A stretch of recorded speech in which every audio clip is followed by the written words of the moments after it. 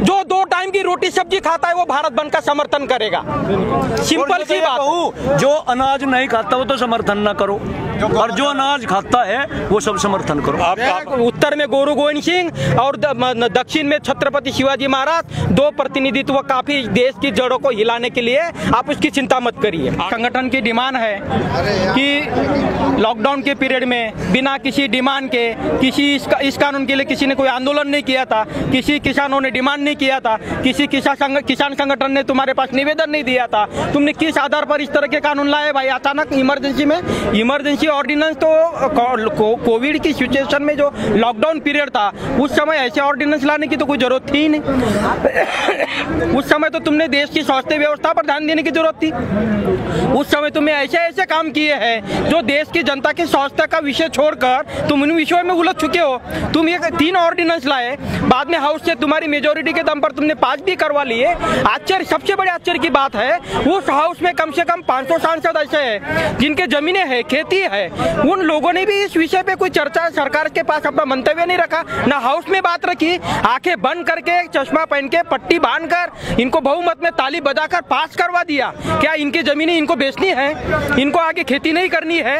आज की तुम्हारी संसद की जो 5 साल की टर्म है ये तुम्हारे के पास का तुम्हारी 10 जनरेशन के लिए एंजॉय करने के लिए है क्या?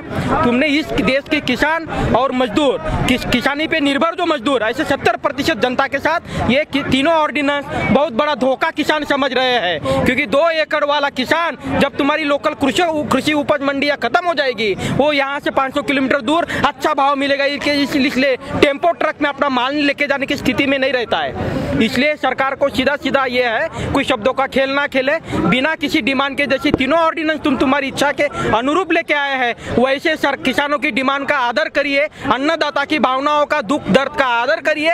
ये तीनों कानून वापस लेने के ऑर्डिनेंस लाइए, फिर तुम्हारा जब हाउस होगा उस समय इसको सैंक्शन करिए। शब्दों का खेल में ये अन्नदाता अपना 12 घंटे किसानी में पसीना बहाता है, उसके साथ शब्दों का खेल मत के लिए ये बहुत हो गया है। कि इस देश की व्यवस्था को, इस देश के किसान और खेती को, जैसे मिडल ईरा में हमारे साथ गुलामी आई बाहर से, उसके बाद अंग्रेज आए, उसके बाद ये सरकारें, मतलब कैपिटलिस्ट लोगों का इस देश के मेहनतकश वर्ग के साथ ये पहले से जो षड्यंत्र है, ये षड्यंत्र बरकरार है। तुमने ये कानून लाना था तो तुम किसान संगठनों से बात करते।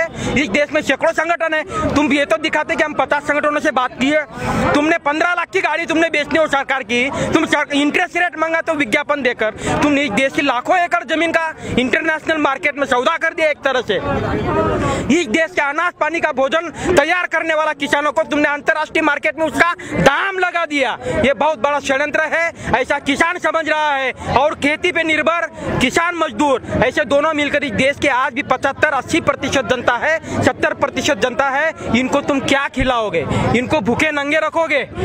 और ये भूखे नंगे लोग, तुम्हें लगता है कि सरकार के खिलाफ कभी कोई आवाज नहीं निकालेंगे, इसलिए इनको पहले पेट से नंगा करो, इनको जेब से नंगा करो, उसके बाद इनको दिमाग का खोखला बना दो, फिर उनके ऑर्गेनाइज नहीं होगा, फिर इनका ही चलेगा। ऐसा नहीं चलेगा। ये देश मिडिल एरिया में बहुत गुलामी झेल चुका, उसके बावजूद इस देश की 36 बिरादरियों को इकट्ठा करके छत्रपति शिवाजी महाराज ने इस देश को गुलामी से मुक्त किया, भारतीयों को स्वराज्य दिया। उसके बाद आपको 1947 तक स्वतंत्रता सेनानियों की जो श्रृंखला दिखती है, इसकी जड़ों में छत्रपति शिवाजी महाराज है, गुरु नानक देव जी है, गुरु गोविंद सिंह जी है। ये बहुत बड़ी क्रांति का नुमाइंदा ये आंदोलन कर रहा है। तुम इतना आसानी से मत लो, क्योंकि तुम शेठ जी, भट्ट जी, लाट जी जो लोग हैं, तुमने इस देश के लिए कोई श्रम का योगदान किया नहीं। ये राष्ट्र निर्माण में कभी तुम्हारा योगदान नहीं रहा है। इस देश की आश्रम की व्यवस्था और इस देश की दुनिया की कैपिटलिस्ट व्यवस्था, ये बहुत बड़ा गठबंधन है। इसको इस देश के मेहनत करने वाले किसान समाज ने पहचान लिया है, जान लिया है। इसलिए ये लोग सर्दी के दिनों में रात दिन इस हाईवे पे जाम बैठे हैं। इसको सरकार को रिस्पेक्ट करना चाहिए, तीनों कानूनों को वापस लेना चाहिए। यही तुम्हारी हमदर्दी किसानों के प्रति साबित होगी।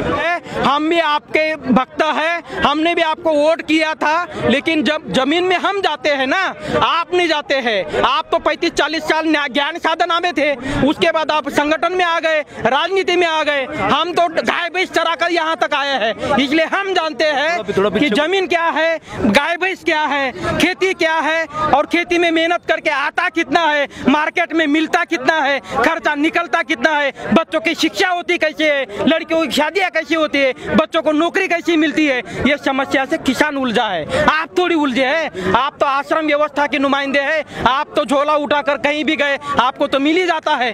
किसान तो झोला उठाकर कहीं मांगने के लिए आज तक नहीं गया है। इसलिए किसानों के साथ कोई षड्यंत्र ना करे।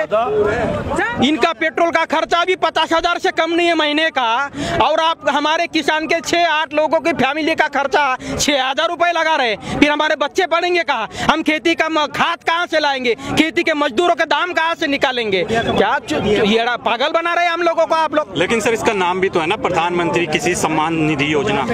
आप हमें 6,000 में हमारा मोल लगा रहे। 12 घंटे हम हमारा लहू का, हमारा खून का पसीना तैयार करते हैं, और इस दुनिया के लिए एक है योग के माध्यम से, योग जो किताबों में बंद कर रखा था सदियों तक, उन्होंने हमारे आम भारतीयों के लिए खोल दिया। इसके लिए काबिले तारीफ है। लेकिन उसका अपना जो इंडस्ट्री है वो भी अपने एक मजबूरी है। उसको सरकार के फेवर में बात करना, गोलमोल बात करना, उनकी अपनी मजबूरियां है, उनको नजरअंदाज करो। ये क्रांति, इस देश की क्रांति के नुमाइंदे नहीं हो सकते। इस देश की क्रांति के नुमाइंदे खेत में काम करने वाला किसान ही हो सकता है। इस देश का शासन किसान ही कर सकता है, क्योंकि जो मेहनत करता है ना वही नीति बनाना जानता है। एसी में बैठने वाले लोग नीति नहीं बना सकते। मैं छत्रपति शिवाजी महाराज का जिक्र किया, किसान का ही बेटा था। इस देश को जब जब दुरावस्था हुई है, अव्यवस्था हुई है, गुलामी से बाहर निकलना हो तो मेहनत करने वाला वर्ग ने ही नेतृत्व किया है। इसलिए ऐसे कितनी सरकारें और कितने बादशाह गए, आप उसकी फिक्र मत करिए। यहाँ पे उत्तर में गुरु गोविंद सिंह और दक्षिण में छत्रपति शिवाजी महाराज, 2 प्रतिनिधित्व काफी देश की जड़ों को हिलाने के लिए, आप उसकी चिंता मत करिए। 8 तारीख का भारत बंद का समर्थन करते हैं आप? सब लोग समर्थन कर रहे हैं। जो 2 टाइम की रोटी सब्जी खाता है वो भारत बंद का समर्थन करेगा। सिंपल सी बात। जो अनाज नहीं खाता वो तो समर्थन ना करो, और जो अनाज खाता है वो सब समर्थन करो। आप कहाँ पर?